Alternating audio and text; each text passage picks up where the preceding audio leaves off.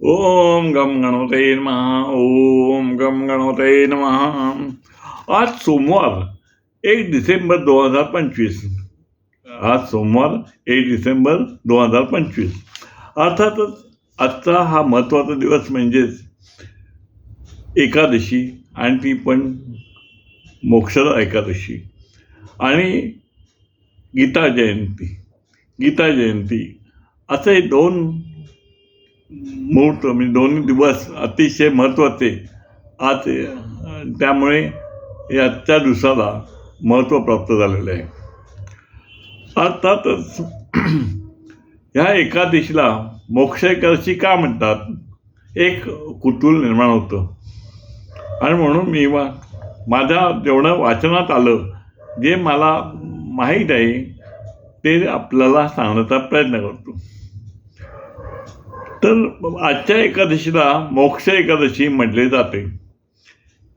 या एकादशीला गीता जयंती येते म्हणून तिला मोक्षदा एकादशीचे म्हणतात.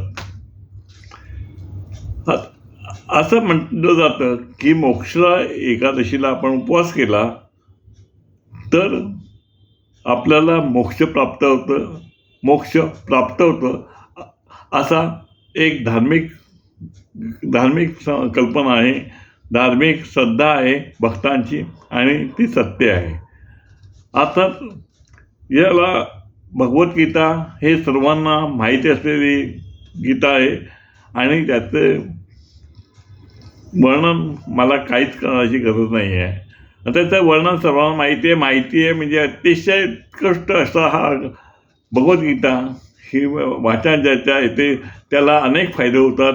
आणि जे गीता आज आपण म्हणालो मोक्षाचा अतिशय फायदा आहे, आणि आज उपवास केला आपल्याला तर मोक्ष मिळतो असं म्हटलं जातं.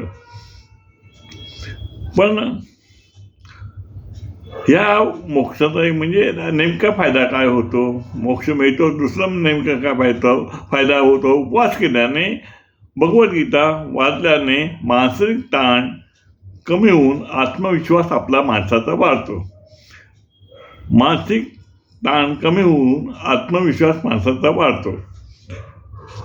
नकारात्मक शक्ती ही नाश पावते, आणि सकारात्मक शक्तीची जाणीव आपल्याला होते. आता महत्त्वाचा भाग आहे. आणि प्रेम, आनंद, संपत्ती, सुख, समाधान. प्रेम, आनंद, संपत्ती, सुख, समाधान, उत्तम आरोग्य लाभते. गीता जयंती व आज मोक्षदा एकादशी महत्त्व हे मला थोडक्यात आणि अतिशय सहजतेने सांगण्याचा मी प्रयत्न केला आहे.